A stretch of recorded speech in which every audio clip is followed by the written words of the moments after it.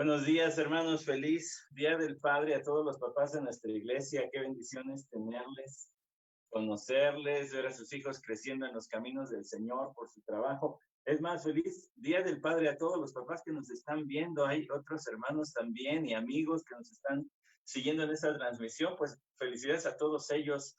Que el Señor les conceda muchos años más junto a sus hijos y sobre todo, pues verles andar en el camino del Señor.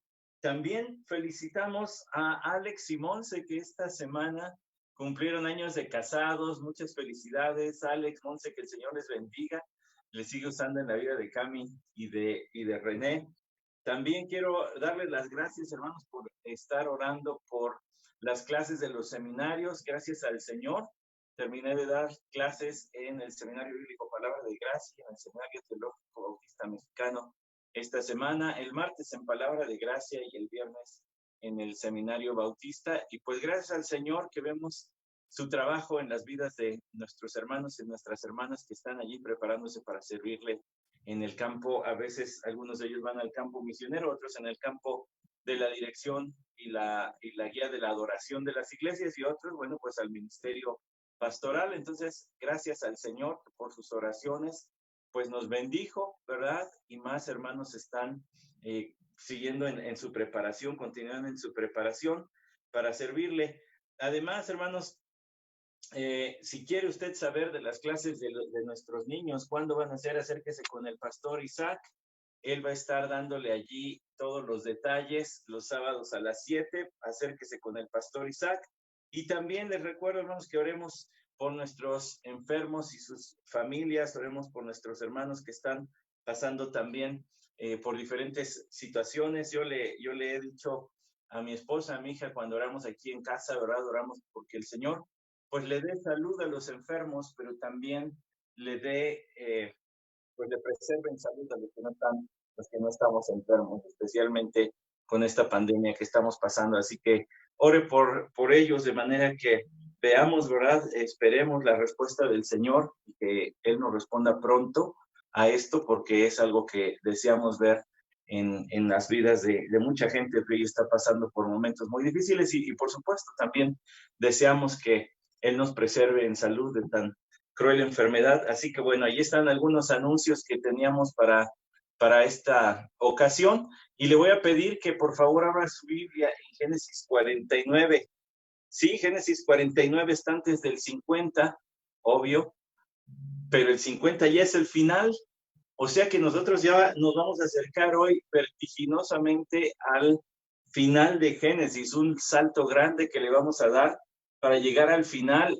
Hay unas enseñanzas muy pertinentes, ¿verdad? Para nosotros, recordar algunas de las enseñanzas de la palabra del Señor acerca de la vida y acerca de la muerte.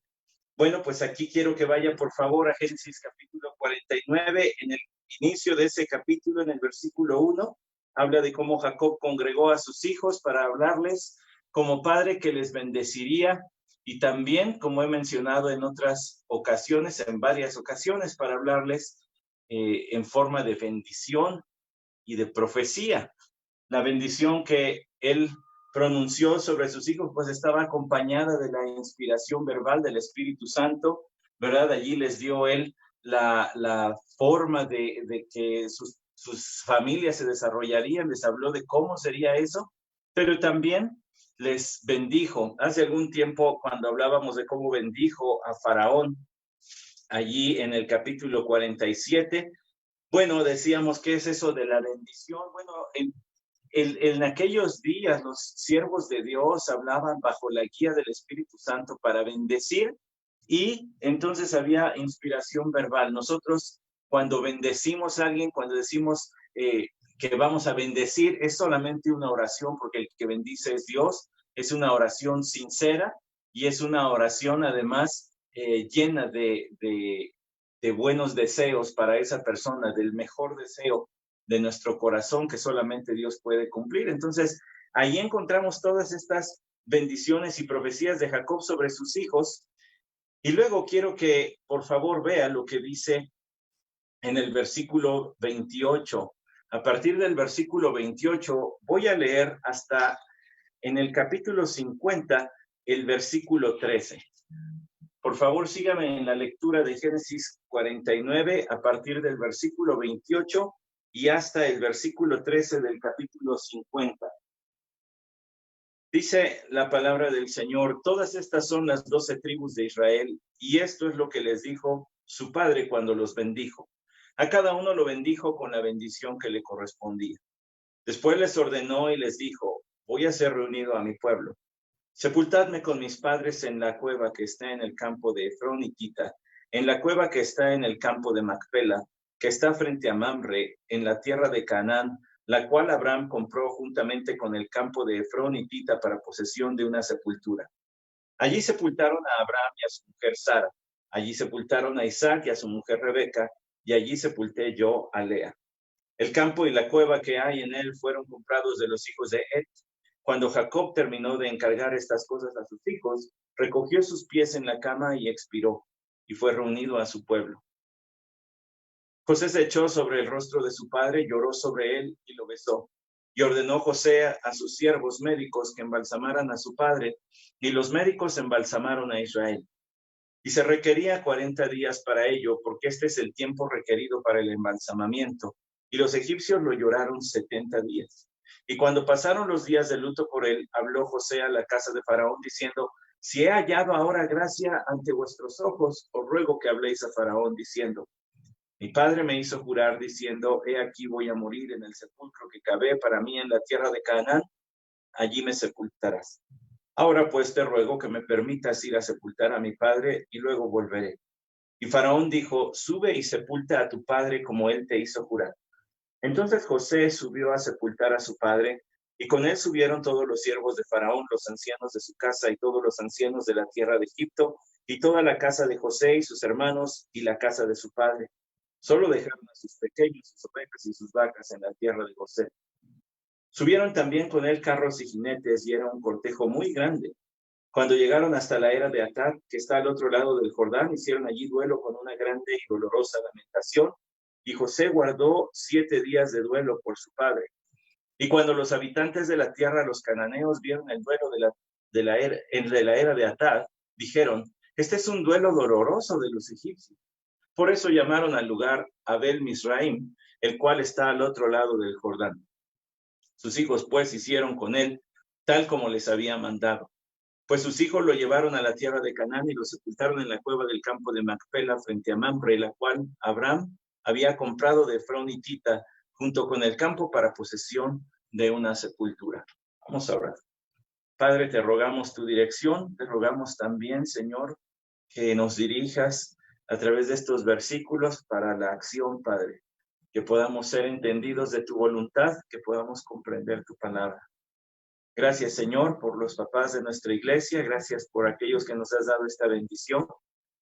Rogamos, Señor, que nos dé sabiduría para guiar a nuestras esposas, a nuestros hijos, Señor, por tus caminos, y que, si es tu voluntad, podamos verles convertidos en hombres y mujeres que te aman, principalmente, Señor, y que también por ese amor es que te sirven y sirven a otros. Nuevamente, Señor, te pido que nos dirijas en tu escritura y que sean gratos los dichos de mi boca delante de ti. Amén. Ahí tiene usted Génesis 49, mis hermanos. Tiene un hijo que llora a su padre. Ahí está narrada la muerte de Israel, de Jacob, pues. Y allí tiene también el dolor de José, es de quien se centra mucho del relato, aunque se menciona a los demás hijos haciendo luto y guardando respeto por su padre fallecido. Bueno, hay mucho que decir de José en estos versículos, porque usted sabe la relación tan especial que tenían él y su padre Israel, José habiendo sido el primogénito de la esposa amada de Israel, o sea, Raquel, fue uno de los principales actores, ¿verdad?, en los últimos capítulos del libro de Génesis. Encontramos aquí la muerte de un siervo del Señor, la muerte de Israel, uno sobre el cual el Señor ratificó su pacto que hizo con Abraham y que empezó a ver ese pacto ya en más forma. Abraham solamente dejó 2 hijos, Ismael e Isaac. Isaac dejó 2 hijos, Esaú y Jacob, pero Jacob ya dejó muchos más hijos y dejó nietos y empezó a ver ese pacto, esa promesa de convertir a esta familia en una nación ya en ciernes. Así que vemos un hijo llorando a su padre. Mire, la muerte es eso que convierte los recuerdos en tesoros. La muerte es eso que convierte los recuerdos en tesoros. Cuando una persona ya no está, especialmente para aquellos, ¿verdad?, que nos dejaron antes de la era de las telecomunicaciones, cuando se sacaba una foto, pero la foto se escogía muy bien qué querías retratar y a quién querías retratar, porque los rollos venían de 12, 24 o 36 exposiciones, entonces nada más tenías eso, y luego había que revelar que era la parte cara de eso, entonces menos andabas bajándole fotos a cualquiera, ¿cierto? No, los que tienen cierta edad como yo, ¿se acuerdan que eso no andaba uno desperdiciando allí en, voy a sacarle foto a lo que comí hoy? No andaba sacando eso. Eso lo haces ahora que tienes celular y sacas miles de fotos, pero entonces no. ¿Y qué tal con esas videograbaciones? Y algunos de nosotros, bueno, yo no la llegué a usar, pero sí he visto las cámaras. De hecho, en el ropero y en el closet de mis padres estaba una cámara como de video, ¿verdad? Todavía grababa en rollito de ese delgadito, creo que era 9 milímetros, algo así. En alguna reunión familiar llevaron películas que algunos de mis tíos tomaron y pusieron allí las filmaciones. Parecían, bueno, con todo respeto, ¿verdad?, pero parecían algunas de esas películas de Chaplin sin sonido ni nada, nada más se veían las personas allí. Y me tocó ver a algunos de mis tíos noviando, imagínense. Soy hijo del menor de toda esa familia, o sea, de la familia de mi papá. Soy hijo del menor y soy el menor, pues ¿cuándo me iba a tocar ver a mis tíos noviando? Por allí vi, ¿verdad?, echando novio y toda la cosa. Bueno, no había manera de guardar tantos recuerdos como tenemos hoy. La muerte hace que los recuerdos que tenemos de una persona los atesoremos. Y nuestro cerebro, Dios nos ha dado una capacidad fantástica para acumular información. A veces pasamos por lugares, olemos cosas que nos recuerdan personas que ya no están con nosotros y pareciera que las tenemos allí al lado. Es más, es Día del Padre. ¿Y qué cree? Como todos los años, en junio y en octubre soñé con mi papá. Siempre me pasa lo mismo. Lo padre de eso es volverlos a sentir, ¿no cree? Volverlos a tocar, volverlos a agarrar, volverlos a abrazar. Escuchas la voz claritita como si estuvieran allí junto a ti. Lo difícil es cuando te despiertas. Pero déjeme comentarle algo que recuerdo clarito de mi papá, y no necesito estar dormido y soñando para tenerlo a mi memoria. Las últimas palabras que le escuché decir a mi papá fueron: hasta luego, hijo, que Dios te bendiga.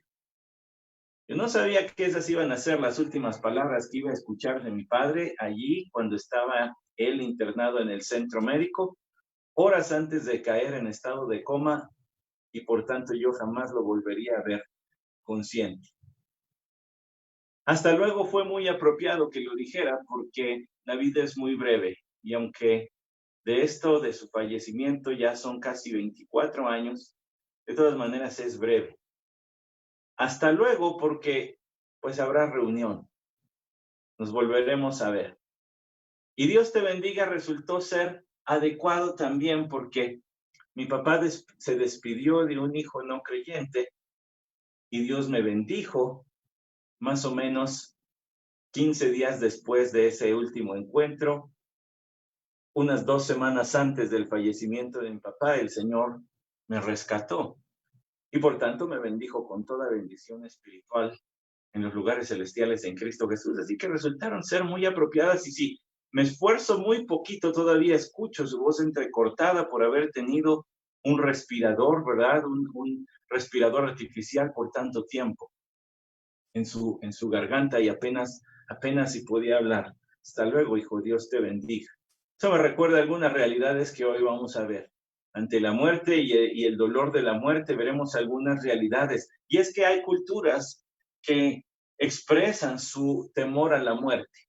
Hay culturas que ofrecen sacrificios a la muerte, hay culturas que hacen culto de la muerte. No nos vamos tan lejos en nuestro país, las culturas prehispánicas lo hacen y se ha retomado en los últimos años todavía más después de una influencia anglosajona muy grande por años con el Halloween, pues ahora ya se hace otra vez mucho culto a la muerte. Hay culturas que le tienen temor a la muerte. Hay culturas que desafían la muerte, que ven la muerte como algo incluso honroso y algo de aceptarse con tranquilidad, con paz, algo que se abraza, algo que además es honroso si, por ejemplo, algunas de esas culturas se mueren en una guerra santa peleando contra algún pueblo que sirve a algún dios contrario. Pero también en nuestros días tendríamos que decir, hay una cultura acerca de la negación, del rechazo a la muerte, de no querer saber, de no querer hablar, de no querer afrontar. Tal parecería que en nuestros días, entre más se eluda el tema, mejor. No hablemos de eso. No hablemos de eso porque es desagradable. No hablemos de eso porque es doloroso. Bueno, ¿de qué manera deberíamos enfrentarlo aquellos que creemos en el Dios verdadero, en el Dios de la Biblia? Bueno, lo primero es que deberíamos recordar que la muerte nos habla de la realidad de la reunión celestial. La muerte nos habla de la realidad de la reunión celestial. Allí en Génesis 49, usted leyó las palabras que son el preámbulo, la introducción al desenlace en la vida de Jacob. Todas estas son las 12 tribus de Israel, las que fueron bendecidas anteriormente. Y esto es lo que les dijo a su padre cuando los bendijo. A cada uno lo bendijo con la bendición que le correspondía. Lo que yo le decía, en nuestros días bendecir a alguien es simplemente orar de manera sincera, deseando que Dios haga el mayor favor y el mayor bien para esa persona. Dios es quien bendice, nosotros no. Pero oramos por esa bendición. Eso sería bendecir. Pero en el caso de Jacob, como en el caso de otros siervos de Dios en las Escrituras, las bendiciones eran verdaderas profecías de lo que iba a suceder, de lo que iba a acontecer en la vida de las personas. Después les ordenó y les dijo, voy a ser reunido a mi pueblo. ¿Qué palabras no cree? No es la primera vez que estas palabras ocurren en el libro del Génesis. Usted y yo la hemos visto anteriormente porque lo hemos seguido todo el trayecto del libro de Génesis y hemos visto, por ejemplo, en Génesis 25, versículo 8, cuando dice, Abraham expiró y murió en buena vejez, anciano y lleno de días, y fue reunido a su pueblo. No es la única ocasión. De Ismael se dice, estos fueron los años de la vida de Ismael, 137 años, y expiró y murió. Ese también es Génesis capítulo 28, pero ahora el versículo 17. Vea Génesis 35, y expiró Isaac y murió y fue reunido a su pueblo, anciano y lleno de días, y sus hijos Esaú y Jacob lo sepultaron. Ese es el versículo 29 del capítulo 35. En la palabra de Dios hay una verdadera esperanza de reunión celestial. La muerte en la palabra de Dios no es vista como algo final, como un término, como un cese de la existencia. No es así y por tanto nadie lo debería ver así. Hay quien habla de aniquilacionismo. ¿Sabe lo que es el aniquilacionismo? Bueno, es la creencia de que al morir el cuerpo cesa también el espíritu y que ya no se existe más. La Biblia no habla en ningún lado de aniquilacionismo. La Biblia habla de una vida después de esta vida con dos destinos, no hay más. La bendición eterna al lado de Dios o la condenación eterna lejos de Él. El origen de la muerte también está en Génesis. Usted se acordará que allá en el capítulo 2 el Señor le dijo en el versículo 16 y 17 al hombre, y ordenó el Señor Dios al hombre diciendo, de todo árbol del huerto podrás comer, pero el árbol del conocimiento del bien y del mal no comerás, porque el día que de él comas ciertamente morirás. ¿Se acuerda? Tiene casi 4 años que vimos esos versículos, pero yo le dije en aquel entonces una traducción que podría expresar un poco más lo que el Señor le dijo a Adán fue, porque el día que de él comas, muriendo morirás. Es decir, a partir de ese momento te vas a ir acercando más y más a la muerte. Va a empezar la decaída de tu vida. Un día la muerte no va a existir. Apocalipsis 21:4, texto que a ustedes y a mí nos encanta constantemente. Hablamos de temas de escatología, la segunda venida.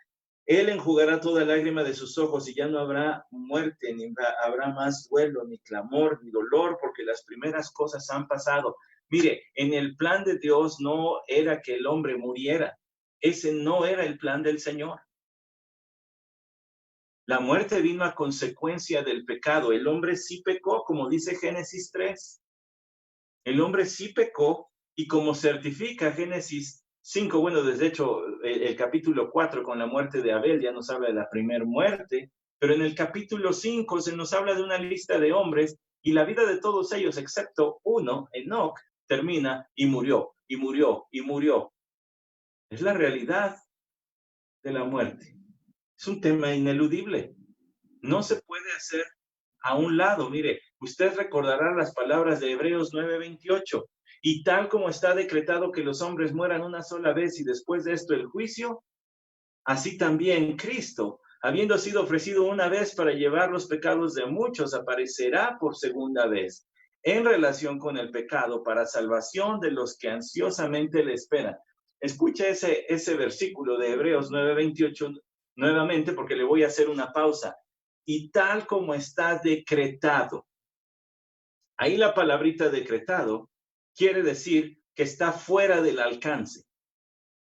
Está puesto fuera del alcance del hombre el morir. No es algo que si quieres o no. A no ser que Cristo arrebate a su iglesia, lo que nos espera es la muerte. ¿Cuándo? No lo sabemos, solamente Dios sabe. Y no deberíamos vivir ansiosos pensando en cuándo llegará, sino confiar en el Señor que Él tiene escrito, así como escribió el día de nuestro nacimiento, también si Cristo no viene antes, tiene el día de nuestra muerte bajo su control, su soberanía, su conocimiento, y nosotros vivir haciendo su voluntad, cumpliendo sus propósitos y disfrutando todo aquello de lo que nos ha rodeado. Eso debería ser nuestra ocupación mientras que ese momento llega. Porque el morir está fuera de nuestro alcance, tal como está decretado que los hombres mueran una sola vez y después de esto el juicio. Ojo, está decretado, está puesto fuera del alcance la muerte y también está puesto fuera del alcance si quieres ser juzgado por Dios o no. No es algo que te corresponde a ti decir, no es algo que puedas eludir. Es ineludible, es inescapable un día entregar cuentas al Señor. En el tribunal de Cristo como creyente, en el juicio de ovejas y cabritos para los que terminen la tribulación, si eres creyente no vas a estar aquí, o en el juicio ante el gran trono blanco, como dice Apocalipsis 20, que es solamente un juicio para no creyentes, pero está puesto fuera de tu alcance. Y así como eso está puesto fuera del alcance, así también Cristo, habiendo sido ofrecido una vez para llevar los pecados de muchos, aparecerá. Tampoco está a la merced y a la disposición de los hombres si Cristo viene o no. Eso es algo que está fuera de nuestro alcance y que sí o sí va a suceder. Entonces la muerte, además de ser eso que convierte los recuerdos en tesoros, la muerte es además una consecuencia del pecado. Es algo que solamente Dios controla. Es algo que solamente Él tiene poder para realizar. Recuerda las palabras del Señor Jesucristo en Apocalipsis capítulo 1. Le estoy dando una perspectiva de la muerte porque estamos viendo la muerte de uno de sus siervos y eso nos recuerda a nosotros algunas realidades. Mire, dice Apocalipsis capítulo 1, versículo 17, cuando le vi caí como muerto a sus pies y él puso su mano derecha sobre mí diciendo, no temas, yo soy el primero y el último y el que vive y estuve muerto. Y aquí estoy vivo por los siglos de los siglos y tengo las llaves de la muerte y del Hades. Nuestro Señor Jesucristo en su humanidad, en su tiempo, en este cuerpo de carne y hueso murió. Siendo Dios no puede morir, pero como hombre murió para pagar nuestros pecados. Y Él dice, estuve muerto, mas he aquí vivo. Es en virtud, es en base a su vida que nosotros también viviremos después de esta muerte. Todos los que creemos en Él, después de esta vida, perdón. Todos los que creemos en Él. Y dice, y tengo las llaves de la muerte y el Hades, es decir, tengo control, eso es lo que representan las llaves, no es que sean dos llavecitas de lo que abran dos lugares, no, es que dice, y tengo el control sobre quién muere, cuándo muere, cómo muere. Y además, tengo control sobre a qué lugar va después de esta vida. Él es el que controla todo esto. ¿Y qué hay después de esto? Bueno, la palabra del Señor dice que después de esto hay una reunión celestial. Por eso Jacob le dijo a sus hijos, voy a ser reunido a mi pueblo. Voy a ser reunido a mi pueblo. No es la única ocasión que ocurre esto, como ya habíamos visto antes, pero ahora como vemos después. Fíjese bien lo que dice en el versículo 33, cuando Jacob terminó de encargar estas cosas a sus hijos, recogió sus pies en la cama y expiró y fue reunido a su pueblo. La Biblia habla de una reunión celestial, una reunión después de esta vida, una reunión que ya jamás se va a acabar. Hace un par de semanas, cuando le hablé de la iglesia y cómo la iglesia ahorita está dispersa, pero no se pueden cerrar los templos y demás, anhelamos volvernos a reunir. Anhelamos otra vez reunirnos para un culto, ¿verdad? Y volver a cantar juntos, y volver a abrazarnos, y volver a saludarnos, y oír a nuestros niños cantar las alabanzas que nosotros también cantamos. Anhelamos todo eso, pero anhelamos todavía más la reunión celestial, aquella reunión que ya jamás se va a acabar. Que cuando lleguemos nunca más nos volveremos a separar, ni por pandemias, ni por nada, estaremos para siempre en la presencia del Señor, reunidos con nuestro pueblo. Fíjese bien que todo lo que envuelve esta expresión, Jacob no estaba hablando de su sepultura en este punto. Después da instrucciones de su sepultura. Y le comento eso porque hay quien interpreta esa frase simple y sencillamente como, es que lo iban a ir a poner ahí donde estaban sus antepasados. No, lo de los antepasados viene después. Aquí primero está hablando de lo que trasciende, de la vida después de esta vida. Voy a ir a una reunión. Seré reunido con mi pueblo. Una reunión consciente.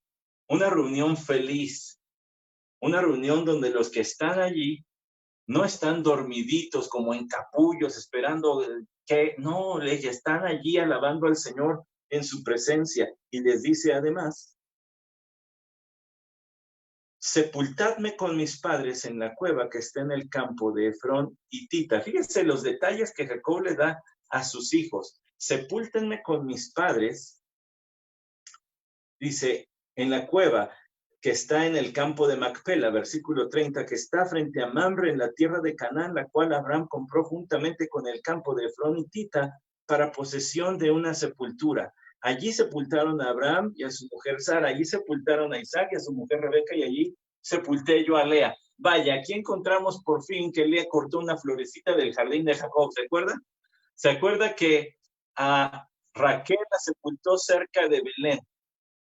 Allá en el camino a Belén, yo sé que hay muchas canciones del camino a Belén, nunca he escuchado una que tenga que ver con la sepultura de Raquel, pero en el camino a Belén fue donde Jacob sepultó a su esposa amada. Ahora, a la otra esposa también le dio honra.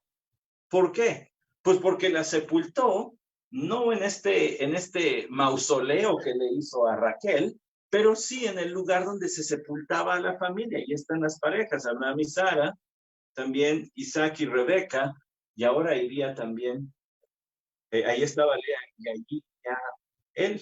Es el campo y la cueva que hay en él, fueron comprados a los hijos de Ed. ¿Se acuerdan? Eso lo vimos en Génesis 23, el primer pedacito, apenas un cachito que tuvieron los Abraham y sus descendientes de la tierra que Dios les prometió.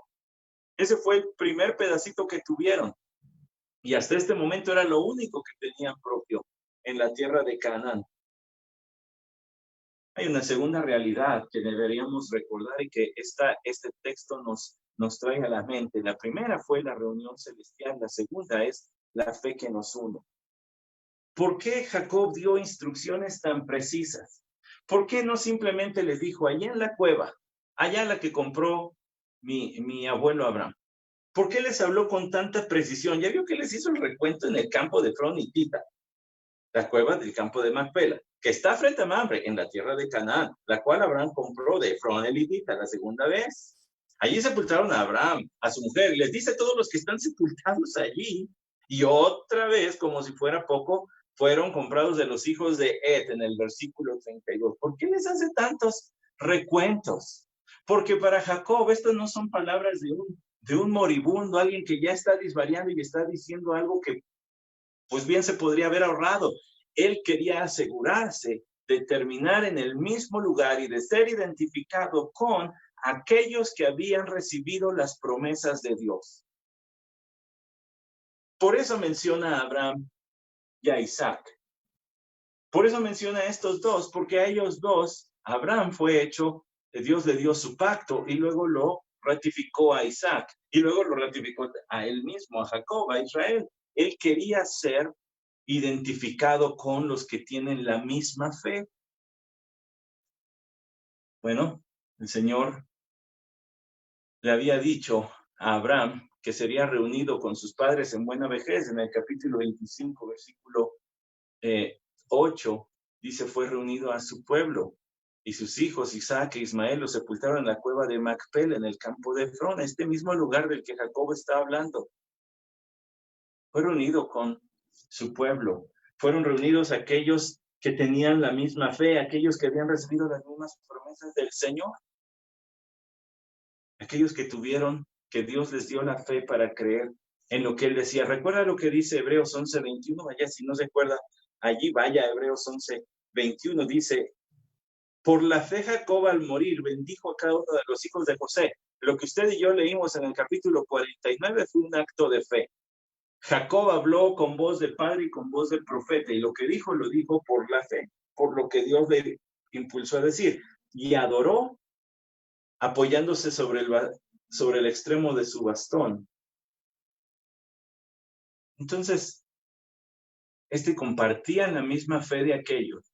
Su deseo de ser sepultado allí no era otro, sino ser identificado con los que también habían recibido fe de parte de Dios, como él. Por eso Hebreos capítulo 12, versículo 23 dice, o que nos hemos unido a la asamblea general e iglesia. Es más, vamos allí, le voy a leer unos versículos extra. Yo solamente en mis notas tenía el versículo 23, pero le voy a leer un poquito más de ese texto.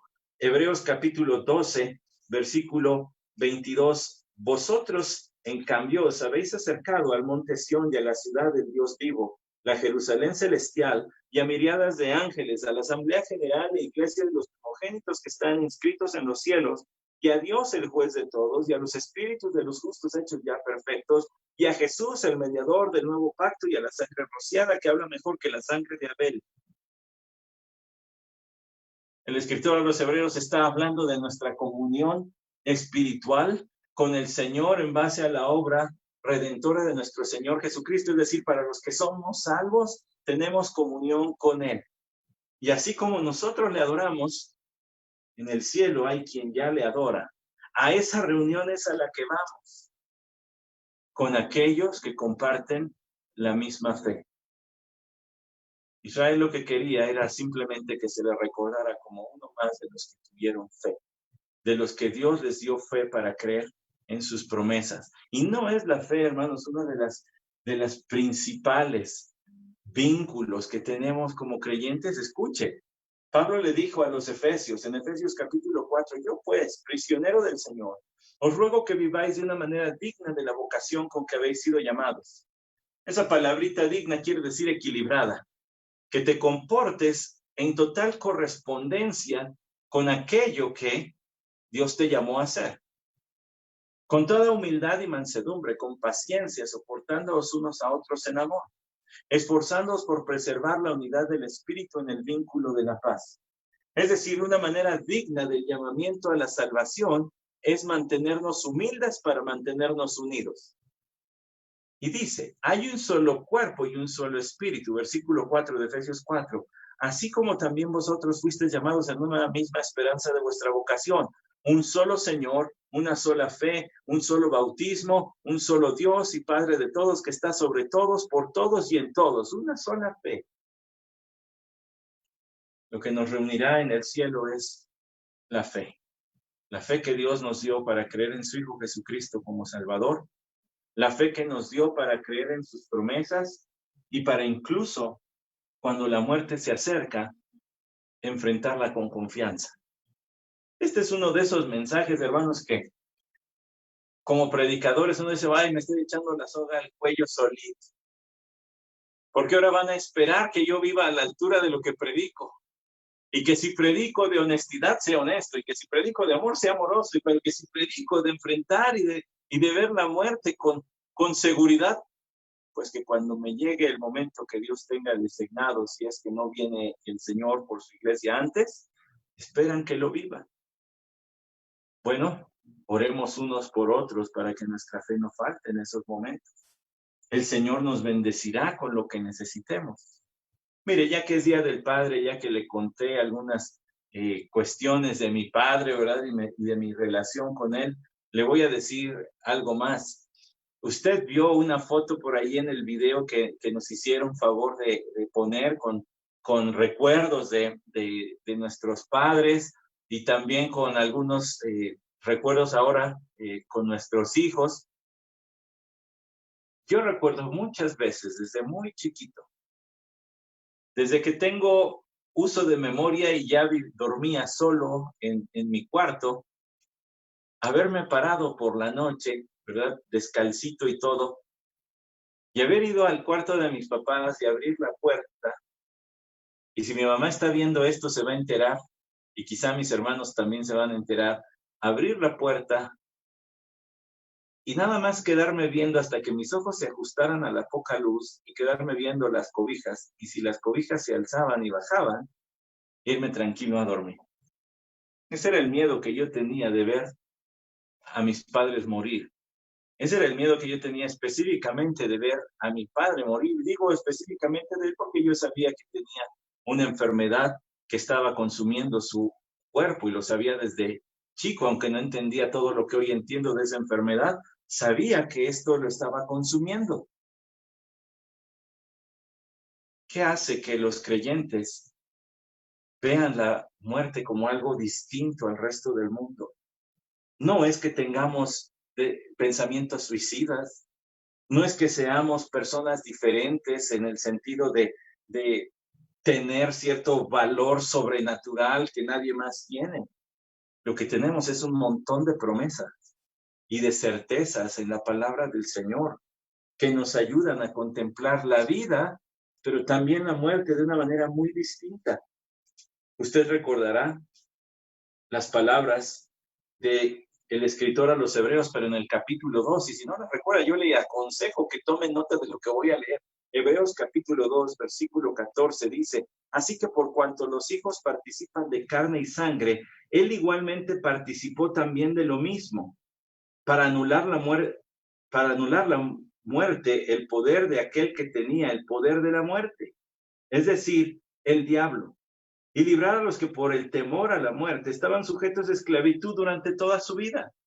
El Señor Jesús, dice el escritor a los Hebreos, se puso un cuerpo de carne y sangre para, mediante su muerte, anular el poder que la muerte tenía sobre nosotros y que el diablo utiliza para atemorizarnos.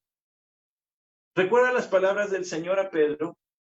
Una vez que éste le dijo: tú eres el Cristo, el Hijo del Dios viviente, le dijo: bienaventurado eres excesivamente feliz, Simón Pedro, porque no llegaste a esa conclusión por ti mismo, sino que Dios te dio la fe para creer eso. Y a ti te digo que tú eres Pedro, y sobre esta roca, esta declaración que yo soy el Hijo de Dios, fundaré mi iglesia, y las puertas del Hades no prevalecerán contra ella. Es decir, a los míos, a mis seguidores, la muerte no los va a intimidar.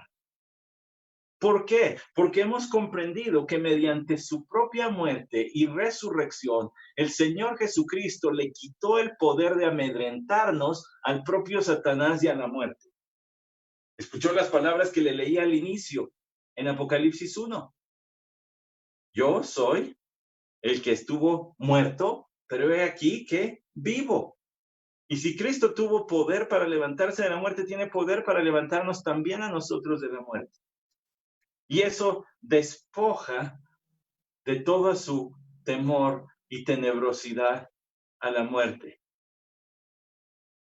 No nos puede hacer nada, no nos va a atar para siempre. La muerte entonces se ha convertido no en el lugar de lo desconocido, que viene después, quién sabe, y que nos atemorice. La muerte se convierte solamente en la transición de nuestra vida en esta tierra a nuestra vida en la presencia del Señor. Que nos une a todos los creyentes es la fe que tenemos en el Señor para creer todas estas cosas, fe que Él mismo nos ha dado. El versículo 33 dice, cuando Jacob terminó de encargar estas cosas a sus hijos, recogió sus pies en la cama y expiró, y fue reunido a su pueblo. Uno podría decir, bueno, qué bueno que tenemos estos detalles, nos ayudan a imaginar la escena, pero ¿hay algo más? Sí, hay algo más por lo cual el Señor inspiró a Moisés para dar detalle de cómo fue el último instante en la vida de Jacob. Dice que una vez que terminó de dar las instrucciones concernientes a su sepultura, recogió sus pies en la cama, se hizo bolita y expiró. Y fue reunido a su pueblo. Le voy a leer otro versículo para aclarar el punto que quiero mostrarle a través de esto. Entonces Jesús, cuando hubo tomado el vinagre, dijo, consumado es, e inclinando la cabeza, entregó el Espíritu. Es muy diferente lo que dice Juan 19:30. En el primero, es un hombre que por reflejo responde a su último suspiro, Jacob. En el segundo, es uno que tiene control sobre su muerte. Nadie de nosotros entrega el Espíritu. Nadie. Nadie tiene poder para darlo, para soltarlo. Lo que dice Juan 19:30 es que Jesús soltó el Espíritu. Él controló su muerte. Jacob no.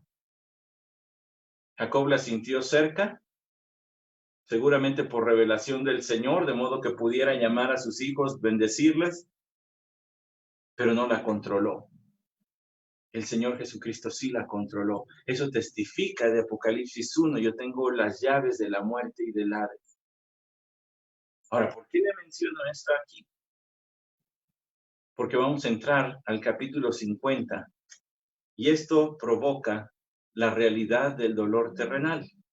Primero hablamos de la realidad de la reunión celestial, después hablamos de la realidad también de la fe que nos une y que nos llevará hasta el cielo por el poder de Dios, y la realidad del dolor terrenal. El versículo 50, José se echó sobre el rostro de su padre, lloró sobre él y lo besó. Bueno, aquí hay un numerote 50 enfrente de estas palabras para que nos ubiquemos bien dónde estamos, pero en realidad esta es parte del mismo relato, es la misma escena, es el mismo lugar. Por eso me sigo de corridito allí. Dice que José se lanzó sobre él, no dice que los demás lo hayan hecho, por eso le dije, José y Jacob tenían una relación muy especial. Tal vez los otros pues sí le querían también, pero no al grado de José. Se aventó sobre el cadáver de su padre. Ahora, usted y yo hemos visto a José llorar por otras razones, ¿verdad? Lo hemos visto llorar cuando sus hermanos estaban allí frente a él y él se estaba haciendo pasar por un mero funcionario y no familiar de ellos. Lo hemos visto llorar en la reconciliación con ellos, pero aquí está llorando por la muerte de su padre. Y dice el versículo 2, y ordenó José a sus siervos médicos que embalsamaran a su padre, y los médicos embalsamaron a Israel. La Biblia de Estudio MacArthur incluye una nota interesante al respecto, se la tengo que leer. José llamó a médicos que eran plenamente competentes para embalsamar en lugar de embalsamadores religiosos, a fin de evitar la magia y el misticismo asociado con sus prácticas. José llamó médicos y no sacerdotes egipcios. No quería que nada de esto tuviera que ver con ellos, que se cumpliera la parte médica, porque la promesa que le había hecho a su padre, ¿verdad? A su padre Jacob, en Génesis 47, versículo 30, le dijo, cuando duerma con mis padres me llevarás de Egipto y me sepultarás en el sepulcro de ellos. Y José respondió, haré según tu palabra. La promesa que le había hecho les iba a tardar por lo menos 3 semanas. ¿Se acuerda cuánto tiempo había de Canaán a Gosén? Lo hemos dicho, 3 semanas. No iba a aguantar el cuerpo sin entrar en estado de descomposición, y menos en zonas tan áridas y calientes como en las que vivían tanto tiempo, así que había que embalsamarlo. Así que José mandó llamar médicos, no sacerdotes de la religión egipcia. Y se requerían 40 días para ello, para embalsamar el cuerpo, para tratarlo de modo que se preservara, porque este es el tiempo requerido para el embalsamamiento y los egipcios lloraron 70 días. Cuando pasaron los días de luto por él, José habló a la casa de Faraón. Espera un momento. Me quise detener en estos versículos porque es totalmente cierto que con la muerte viene dolor profundo. Recuerdo cuando mi padre falleció un 29 de octubre de 1996. Pues ya es muy cerquita de la época de Navidad y usted sabe, si me conoce, si me ha conocido por más de un año, sabe que me encanta la Navidad, la empiezo a festejar desde agosto casi. Entonces sabe que me encanta, pero recuerdo muy bien esa Navidad. Haber participado de todo lo que conlleva la Navidad, los festejos en la iglesia, la cena familiar y todo, pero dentro de mí yo no sentía que fuera Navidad. No había la misma algarabía y alegría y demás. Hay un dolor que es real. Hay un dolor que es cierto. La Biblia habla de eso. Hace un momentito le leí un versículo que le voy a tener que repetir. Apocalipsis, capítulo 21, versículo 4 dice, Él, o sea, Dios, enjugará toda lágrima de sus ojos y ya no habrá más muerte. Otras versiones dicen a continuación, ni habrá más llanto. Yo le he recomendado la Biblia de las Américas y aquí está otra razón por la cual le voy a enviar a que o vaya a Maranata con sana distancia o compre por internet su Biblia de las Américas o le diga a Leti, ¿verdad? A ver si todavía tiene algunas por allí, porque en realidad la palabra es el dolor de la muerte, es el duelo. La Biblia de las Américas dice, ni habrá más duelo. Ya no habrá más muerte ni más duelo. El dolor que deja la muerte para los que se quedan aquí. La tristeza que queda, ese dolor que embarga. Y que pasan a veces días, a veces meses, a veces años y sigue habiendo una pesadumbre en el corazón. Por supuesto en el Señor tenemos consuelo. Por supuesto en el Señor nos viene el consuelo. Yo digo que como suero, ¿verdad? A gotitas. Con cada abrazo que recibimos, con cada palabra, con cada mensaje de texto, viene más y más consuelo. Pero hay dolor, es real. Eso es lo que Dios quería evitarle al hombre cuando le dijo, no peques, porque el día que peques vas a empezar a morir. Ese dolor vino a causa del pecado, ese duelo. Y es diferente al otro duelo, porque allí dice en el versículo 4, ni clamor ni dolor. Ese ya es el clamor y el dolor por las cuestiones meramente físicas de esta tierra, pero el otro es por la separación final de una persona en la vida sobre esta tierra. Y vemos ese dolor en José, un hijo que lloró a su padre. Yo le dije, y yo le venía rehuyendo a que nos tocara este texto, hablarlo hoy en el Día del Padre, porque yo decía, no, va a estar difícil para mí hablar ese día de ese texto, el Día del Padre. Y bueno, pues así el Señor en su providencia nos permitió que aquí estemos hoy. Pero todo padre, perdón, todo hijo que ha llorado a un padre, a una mamá, todo padre que ha llorado a un hijo, todo esposo que ha llorado a una esposa, o esposa que ha llorado a un esposo, o todo aquel que ha llorado por un amigo muy querido, sabe a qué dolor se refiere aquí. Ese dolor que no se te quita. Hace no mucho, en el fallecimiento de uno de mis primos, recuerdo haber pasado varios días, incluso semanas, en las que de pronto, sin previo aviso, me brotaban las lágrimas. Estuviera haciendo lo que estuviera haciendo, es ese dolor el que el Señor un día finalmente eliminará de nuestra existencia, del que ya jamás tendremos que volvernos a preocupar. Es ese dolor que viene a consecuencia de la muerte, que es tan profundo que solamente será eliminado por Dios. Y aquí José lo está experimentando. Esa realidad del dolor terrenal. Y sabe, algo que se me hace muy, muy importante decir, es que la palabra del Señor no censura el llorar por los que han muerto. Es más, el segundo hombre más sabio que ha pisado esta tierra se llamó Salomón, y él habló de la muerte, diciendo en Eclesiastés capítulo 3, versículo 4, tiempo de llorar y tiempo de reír, tiempo de lamentarse y tiempo de bailar. Hay tiempo de nacer y hay tiempo de morir. Hay tiempo de todo. Hay un tiempo y es adecuado y es propicio. Es más, le voy a poner un ejemplo todavía más cercano, porque ese a lo mejor le sonó a Eclesiastés y yo sé que es un libro de esos que uno pasa así de rapidito en la Biblia por un año porque está medio difícil de entender, entonces mejor le pasamos rapidín.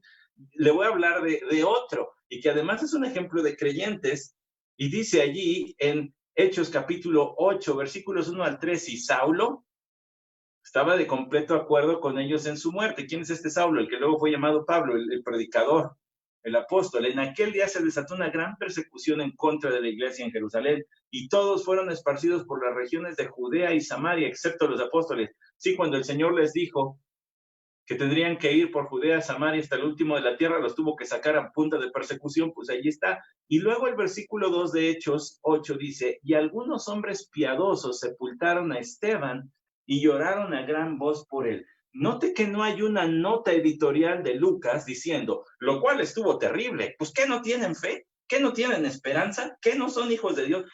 Y en nuestros días sí hay quien le dice eso a unos hermanos o a otros. Ay, hermanos, ¿qué no tienes fe? Sí tengo fe, pero también tengo sentimientos. Sí tengo fe, pero también me duele. No, si la fe no elimina el que sintamos el dolor de la separación. Y tenemos, por supuesto, la certeza de una reunión celestial. Y tenemos la fe que nos llevará a esa reunión celestial. Pero eso no elimina la tristeza y el dolor, al menos no de inmediato. Y es correcto. Y está bien. Decía yo que sentía necesidad de decir estas palabras, de abordar también el capítulo 50, por lo siguiente. Porque tal vez hay aquí alguien escuchando hoy que siendo hijo de Dios sigue sintiendo culpa. La culpa que nos ha sido echada sobre nuestros hombros por dolernos por la muerte de un familiar. Es que yo soy hijo de Dios, yo no debería estar así, yo debería ya haber superado esto. No, mi hermano, no es tan fácil. No somos robots. Y es parte de la santificación. Y la santificación es progresiva, pero es lentecita. No se hace de un día al otro. José sufrió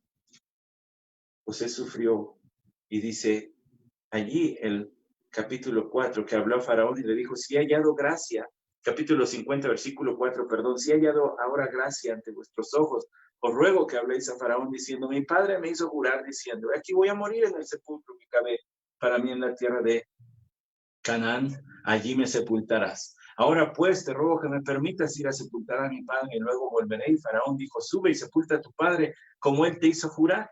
Entonces José subió a sepultar a su padre y con él subieron todos los siervos de Faraón. Para esto ya había pasado el tiempo del embalsamamiento y más otros 30 días más. Y dice, subieron todos los siervos de Faraón, los ancianos de su casa y todos los ancianos de la tierra de Egipto.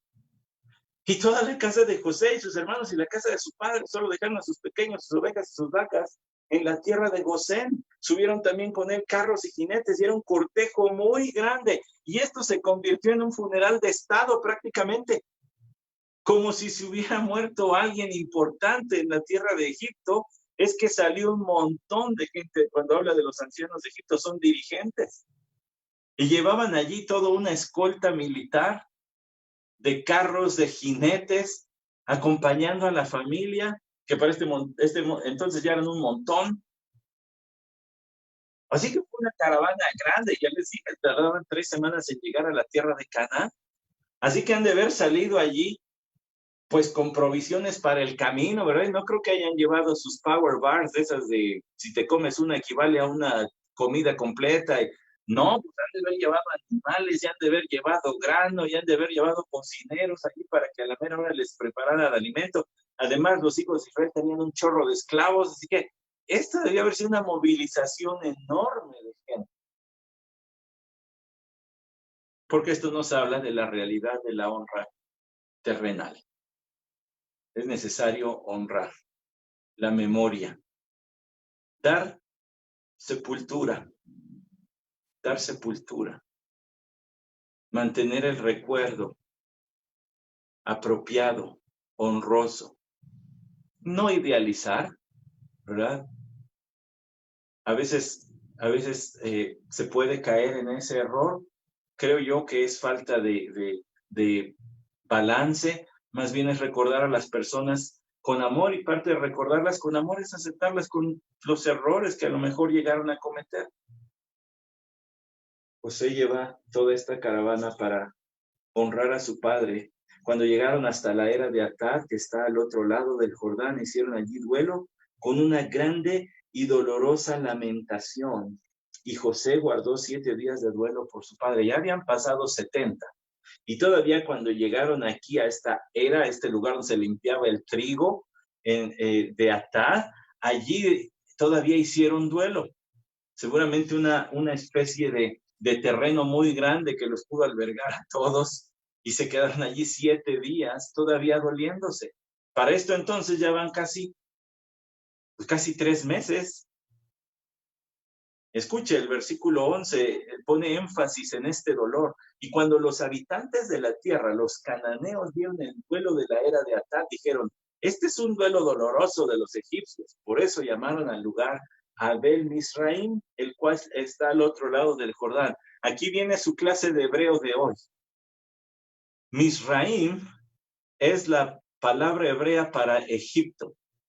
A lo mejor así, pues si no se parece a nada, ¿no? Israel es Yisrael, pero Misraim no se parece nada. Bueno, pues no se parece nada, pero sí le decían a Egipto. Entonces, Abel Misraim es un juego de palabras que quiere decir campo, Abel, pero también en este sentido, en este juego de palabras, sería dolor de Egipto, el dolor de Egipto. Bueno, aquí se habla como el dolor de Egipto, porque sabemos la influencia que tuvo José en la tierra de Egipto. Y eran identificados, iban tantos egipcios que los identificaron como egipcios, no como israelitas. Iba tanto egipcio allí. Sus hijos pues hicieron con él tal como les había mandado, lo que le dije, la realidad de la honra. Están honrando la memoria de su padre, pues sus hijos lo llevaron a la tierra de Canaán y lo sepultaron en la cueva de Macpela, frente a Mamre, en la cual, Abraham había comprado de Efrón y Tita junto con el campo para posesión de una sepultura. Y Moisés nos vuelve a dar todos los detalles que dijo Jacob allá en el capítulo 49, nos los vuelve a decir para enfatizar una cosa: cumplieron el deseo de su padre, honraron su memoria. Hay 4 realidades ante la muerte que la palabra del Señor nos instruye. Esas 4 realidades son la realidad de la reunión celestial. La vida no se acaba aquí, hay continuidad de vida, y los que hemos creído por la gracia del Señor en nuestro Señor Jesucristo, iremos a un lugar donde vamos a estar conscientes en espíritu hasta el regreso del Señor a esta tierra, donde recibiremos nuevos cuerpos, pero estaremos allá gozándonos por siempre, en una felicidad que hará nuestra mayor felicidad en este mundo parecer una gotita de agua en el océano, de tan grande y tan inmensa que será. La realidad también de la fe. Los que hemos recibido las promesas del Señor, también Él nos ha dado fe para creer en ellas, y esas promesas nos llevan hasta su presencia.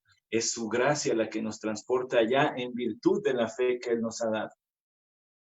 Bien nos recuerda una tercera realidad, que el dolor que viene con la muerte, así como la muerte es inevitable, ese dolor es inevitable, pero no es para traer culpa.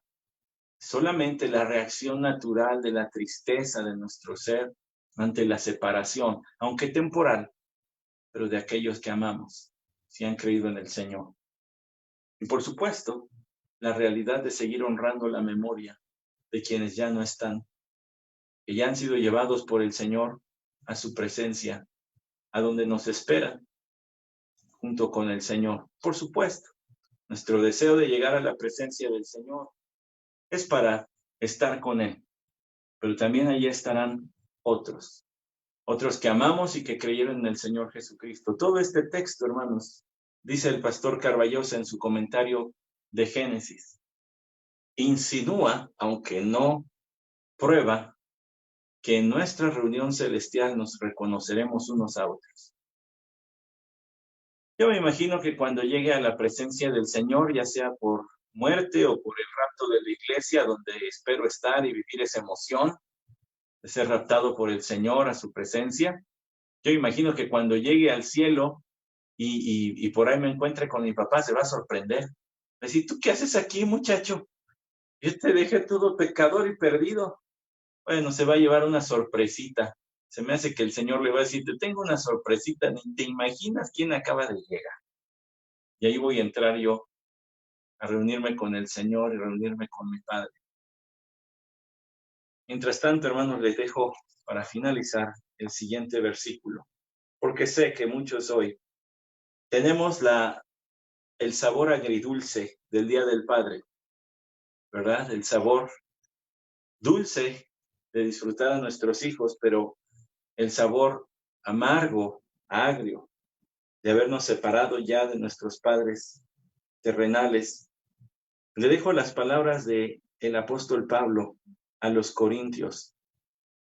El apóstol Pablo le dijo a los corintios, hablando de su resurrección del Señor Jesucristo, que garantiza la resurrección de quien hemos creído en él, dice el versículo 20, más ahora, Cristo ha resucitado de entre los muertos, primicias de los que durmieron, porque ya que la muerte entró por un hombre, también por un hombre vino la resurrección de los muertos. Porque así como en Adán todos mueren, también en Cristo todos son vivificados. Algunos de nosotros recordamos el Día del Padre con lágrimas. Le voy a decir algo.